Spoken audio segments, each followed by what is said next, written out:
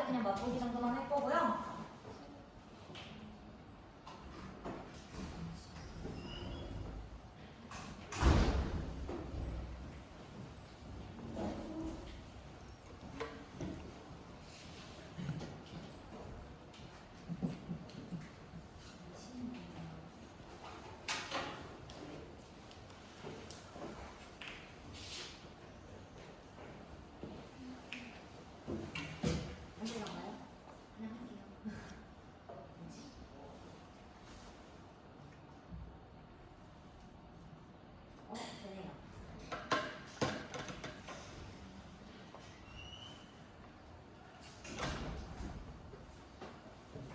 엔지니어링에 관련해서 할거 혹시 프롬프트 엔지니어링이 뭔지 아는 친구들 있나요?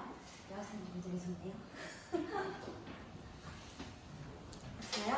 없어요? 네. 오늘 그냥 천천히 알아가면 되고요. 우선 제 소개부터 하자면 저는 31기이고요. 저는 이제 부학회장이었고 17학번입니다. 여러분들이랑 나이 차이가 좀 나죠? 네, 최근에 무조건 지치는데 네, 그리고 쭈루루 읊어보자면 네, 디스리스트 아세요? 1학년들 성 1학년들 디스리스트라고 여러분 학과에서 1등 하면 상 줘요. 총장상. 네, 그래서 총장상 한 번 받았고 프레젠테이션들의 우수상도 총장상이고 졸업 프로젝트 하는 건 혹시 아나요? 졸업할 때 졸업 프로젝트 해야 돼요. 해야만 합니다. 네, 그것도 1등 했고요. 그리고 저는 졸업하고 나서 교사 임용고시 준비하다가 기간제도 하고서 이제 23년에 네, 경기도 수석으로 합격했고 그리고 지금은 교환대에서 석사과정을 밟고 있고요. 네, 어쩌다 보니까 수석하니까 책을 쓸 기회도 있어서 네, 책도 있어요. 네, 여러분들이 사주면 10% 정도 들어옵니다. 네. 그래서 지금은 경기도 안양에서 안양공업고등학교라는 학교에서 일을 하고 있고요. 그 전에는 목동에서 잠깐 일했었어요. 목동 기수들 있나요? 있어요? 제 수학을 목동에서 다녔어요. 네? 제 수학을 제 수학을 목동에서 다녔거든요. 그쵸? 네, 학원가 많죠. 네, 그래서 목동 쪽에서 네, 1년 동안 했고 그래서 오늘은 프롬프트 엔지니어링에 대해서 할 건데 우선 이거가 기본적으로 되게 어렵게 느껴질 수 있어요. 네, 단어만 보면 벌써부터 길죠. 8글자 아주 길어요. 근데 혹시 프롬프트라는 거 들어보신 적 있나요? GPT. 맞아요. 챗GPT. 또? 그냥 일상생활에서 꼭 AI 아니어도 들어보신 적 있으신가요? 없나요? CMD에서 명령 프롬프트. 맞아요. 그런 거 명령 프롬프트라고 하죠. 이제 프롬프트가 일상생활에서 쓰이는 것 중 하나가 이제 여러분들이 뉴스 진행 같은 거 보면 앞에 아나운서들 일부라고 띄워주는 그런 자막 같은 거 있죠? 그런 것도 이제 프롬프트라고 합니다. 그래서 프롬프트 엔지니어링, 그냥 프롬프트는 그냥 대화를 거는 혹은 이렇게 하세요라고 지시를 내려주는 거라면은 프롬프트 엔지니어링은 AI로 원하는 결과를 생성하기 위해 컴퓨터하고 대화하는 법이라고 생각을 하면 돼요. 프롬프트에다가 여러분들이 명령을 적으면 챗GPT 그거에 대해서 답을 해주죠. 그런 것들이 프롬프트 엔지니어링. 근데 그걸로 이제 코딩을 하는 게 프롬프트 엔지니어링이라고 보면 됩니다. 자, 그래서 예전에는 기존에는 프로그래밍 언어로만 대화가 가능을 했어요. 여러분들 지금 파이썬 배우고 있죠? 그렇죠? 또 배우는 거 있으신가요? 없나요? 파이썬만 배우나요? 네. 이제 기존에는 파이썬이나 이제 자바, SQL, 뭐 C 등등 여러 가지 언어를 통해서 컴퓨터와 대화를 했다면은 이제 프롬프트 엔지니어링의 등장으로 인해 인간의 언어로 컴퓨터와 대화가 가능해졌습니다. 자, 근데 인간의 언어로 컴퓨터와 대화가 가능하다는 거 컴퓨터 언어로 했을 때랑 비교했을 때 어떤 단점이 있을까요? 우리가 왜 굳이 어렵게 한국어 편하게 읽는데 왜 파이썬과 시험어를 배울까요? 네? 어떤 편리한 점이 있으니까 배우지 않을까요? 왜 할까요? 너무 어려운 질문이에요? 자, 우선은 한국어로 말을 하다 보면 분명히 모성이라는 생각이 마련이에요. 여러분들 알아듣고 어다르다고 하잖아요. 기본적으로 사람이 대화를 하는 데 있어서는 어조라든가 혹은 언어적 신호라는 게 있죠. 그거를 통해서 어느 정도 우리가 대화를 하고 소통을 하는데 컴퓨터는 그런 거 알아들을 수 있나요? 챗 GPT 그런 거 알아듣나요? 못 듣죠? 네. 어쩌죠? 듣거나 아니면은 이거는 지금 막 목소리 크기가 달라진다거나 이런 것들이 없잖아요. 그래서 모호성을 해결할 필요가 있습니다. 예를 들면 여러분 이거 드립 본 적 있어요? 마트 가서 우유 사고 만약에 아보카도 있으면 6개 사와. 뭘 6개 사왔어요? 있자. 아보카도 있어서 뭐 사왔어요? 네, 우유 6개 사왔죠. 이런 식으로 지금 여자가 의도한 거는 뭐예요? 우유를 사고, 우유는 그냥 사라는 거고, 아보카도가 있으면 무엇을 6개 사오라는 거예요? 아보카도를 6개 사오라 이건데, 아보카도가 있어서 지금 남자는 뭘 사왔어요? 우유를 6개 사왔죠. 네. 이러한 식으로 대화를 하는 데 있어서 모호성이 발생할 수밖에 없습니다. 근데 여러분들이 배우는 파이썬과 C 언어는 모호성이 존재하는 순간 여러분 어때요? 실행시키면 바로 에러 나죠. 네, 에러 나고 무한반복 걸리고 실행 안 되고 이러잖아요. 그렇게 모호성을 제거해서 깔끔하게 해주는 게 컴퓨터 언어라면은 지금 프롬프트는 확실히 기본적인 사람의 언어로 대화하기 때문에 모호성을 좀 제거해줄 필요가 있습니다. 따라서 여러분들이 프롬프트 엔지니어를 잘 활용하기 위해서는 AI가 내가 원하는 결과를 낼 수 있도록 나 역시도 정확하고 많은 정보를 제공해주는 것이 필요할 거예요. 그래서 프롬프트 엔지니어를 챗 GPT 많이 써봤죠? 과제할 때 쓰나요? 네. 궁금해요. 네, 코딩할 때 진짜로 쓰나요? 네, 코딩 과제할 때 써요? 네. 네요, 그럴 수 있죠. 저 지금 특성하고 있는데 애들이 맨날 자소서도 챗 GPT로 쓰고 코딩도 챗 GPT로 하고. 네. 자, 그래서 프롬프트 엔지니어링 챗 GPT를 제대로 활용하기 위해서는 활용하기 위한 방법이 있다는 거예요. 첫 번째로는 우선 챗 GPT는 되게 다양한 역할을 가지고 있죠. 뭐 요즘은 공감도 해주기도 하고 여러분 했듯이 뭐 코딩을 해주기도 하고 자소서를 써주기도 하고 역할이 굉장히 많이 있어요. 그렇기 때문에 얘를 활용할 때는 우선 첫 번째로는 명확하게 역할을 제시해줘야 된다는 거예요. 그리고 내가 지금 이 프롬프트를 통해서 어떠한 것을 이루기를 원하느냐 또 역시 정확하게 적어주는 게 필요합니다. 그리고 이게 되게 많이들 생략이 되는데 지식 정보라는 거 AI가 다 알고 있다고 해서 AI한테 너가 알고 있는 지식을 기반으로 해가지고 만들어줘 해도 상관은 없죠. 상관은 없는데 여러분들이 좀 더 명확하게 나는 이 사이트를 기반으로 이 내용을 추출하고 싶어 라고 해준다면은 얘가 좀 더 정확하게 내용을 추출할 수 있다는 겁니다. 그리고 예시라는 거는 자소서나 혹은 여러분 혹시 셀프 생기부 쓰나요? 셀프 생기부 써봤던 친구들 있어요? 고등학교 때? 꽤 있을 수 있어요. 네. 셀프 생기부 이제 생기부 여러분들 쭉 보게 되면은 전부 다 끝말이 뭐뭐함, 뭐뭐함 이런 식으로 끝났을 거예요. 그러한 식으로 특정 뭐 자소서는 뭐뭐 했습니다가 끝나야 된다.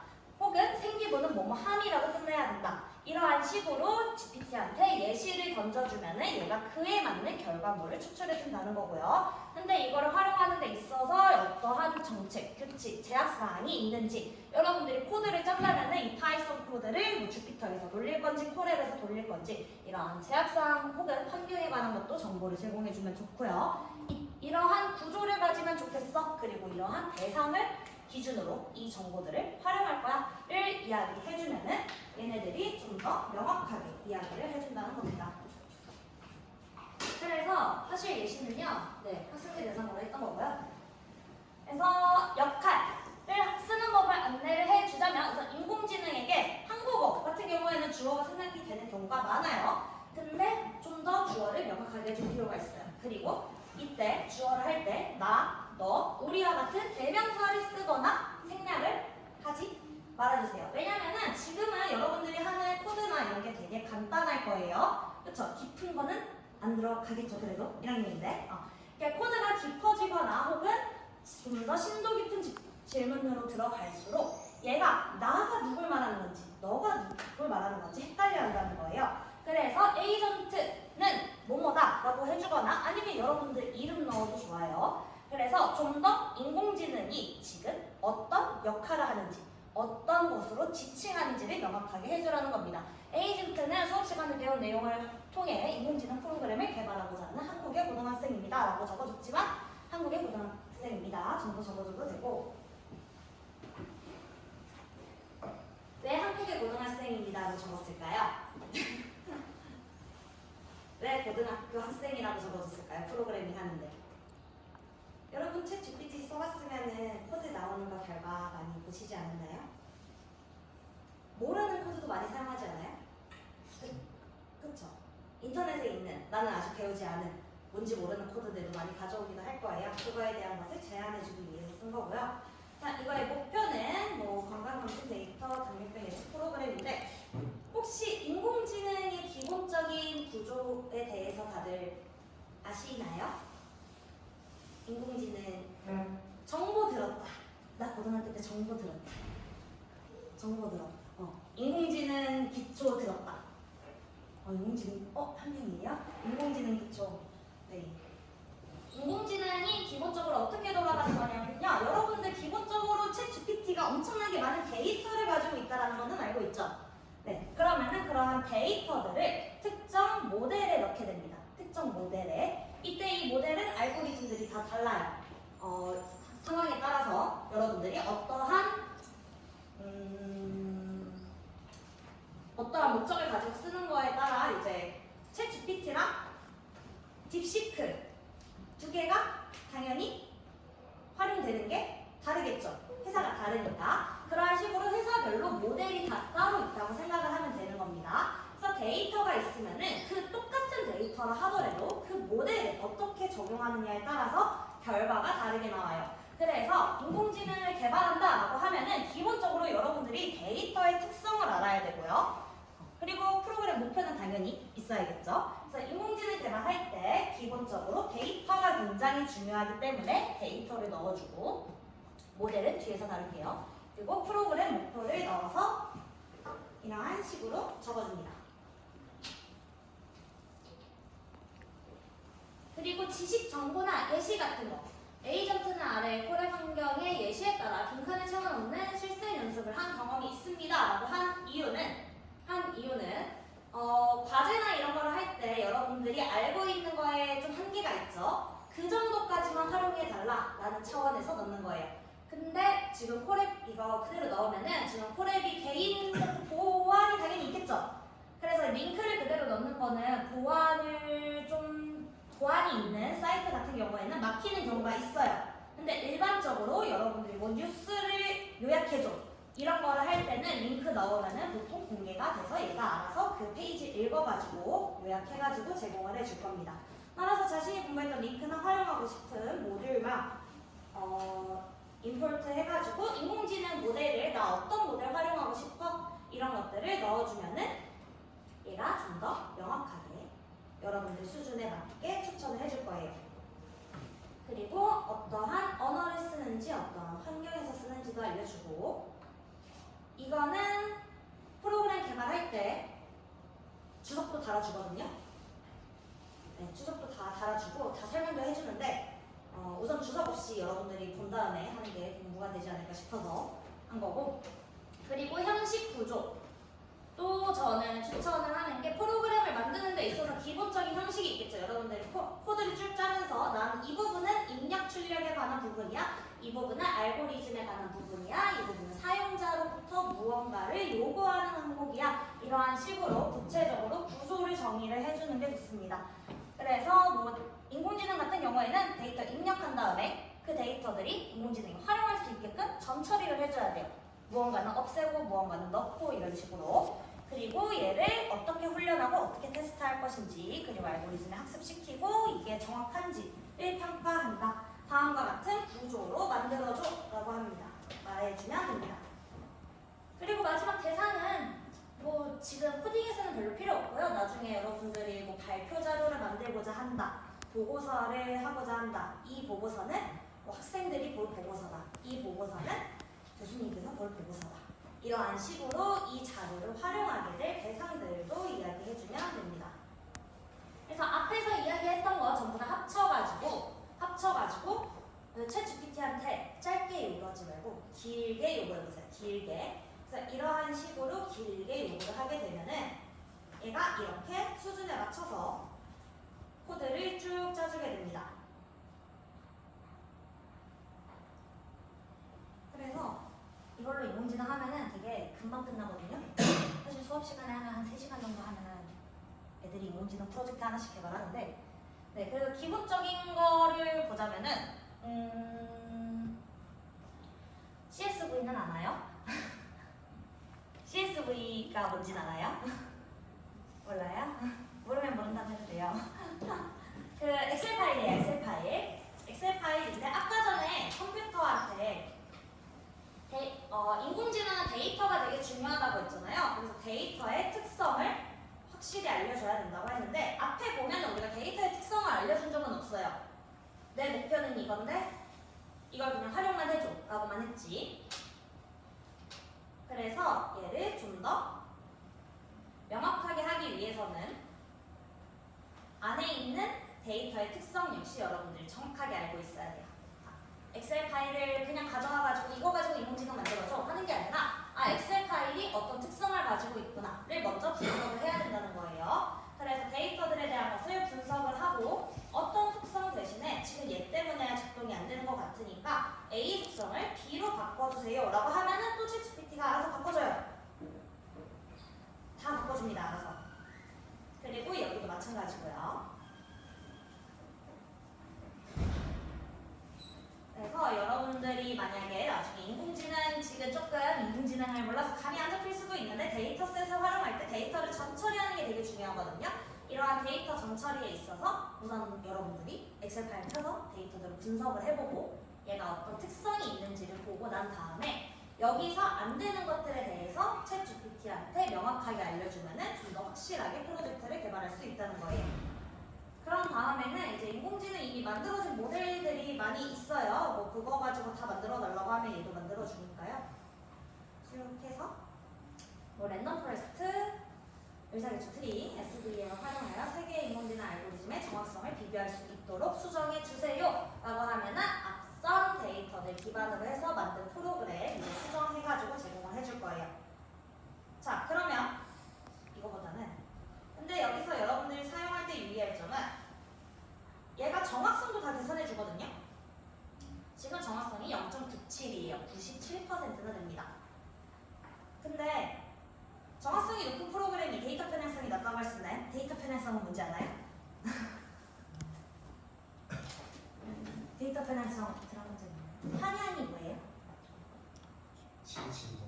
맞아요. 치우친 거. 편향이 지금 데이터 편향성이라고 하면은 말이 어려워서 그렇지 백인이 얼굴 인식이 잘 된다. 들어본 적 있나요? 뉴스 기사로? 아이폰에서 백인 얼굴 인식이 훨씬 잘 된다. 이런 게 대표적인 데이터 편향성의 사례 중 하나예요. 백인의 데이터들이 많다 보니까 인공지능이 백인에 대한 정확성이 높다. 그러면은 정확성이 높은 프로그램이 데이터 편향성이 낮다고 볼 수는 없겠죠. 그쵸? 그래서 그냥 이걸 하면서 말하고 싶은 거는요. 앞에 말한 것처럼 그냥 꼭 프로그래밍 아니어도 프롬프트를 쓸 때 여러분들이 많은 내용을 제공해 줄수록 챗GPT는 명확하게 또 많은 내용들을 제공을 해 줄 거예요. 근데 이런 거를 쉽게 사용하지 말고 한 번씩 더 생각해 보면서 사용해 봤으면 좋겠어요. 프로젝트를 할 때도 그렇고.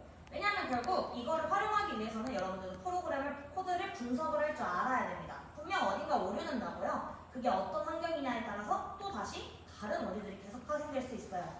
그래서 프롬프트 엔지니어링 챗GPT로 코드를 짤 때는 꼭 많은 내용을 제공해 주되 한 번씩 정말 인공지능이 공평하게 만들어지고 있는지에 대해서 고민을 하고 활용을 하시기를 바랍니다. 내용은 여기까지고요. 제가 원래 이런 거 하면은 마지막에 퀴즈를 내거든요. 제가 까먹고 안 넣어놨는데 기프티콘 줄게요. 기프티콘. 자기소개가 기억나는지 모르겠는데 자기소개가 기억나는지 모르겠는데 제가 지금 근무하고 있는 학교는 3, 2, 1 오